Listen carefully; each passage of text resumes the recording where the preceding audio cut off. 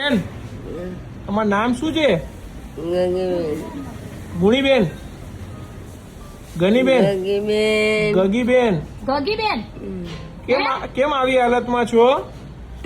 કેમ રોડ ઉપર રહેતા હતા?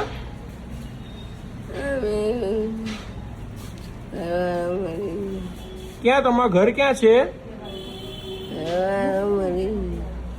ઘરવાળા મૂકી દીધા? તમને દાખલ થવું છે ને? કેટલા દિવસથી જમ્યું નથી? તમને દાખલ કરી દઈએ છીએ ને સિવિલમાં? હા, તમે ખાધા પીધા વગર ના છો. તમારી હાલત તો જુઓ કેવી છે.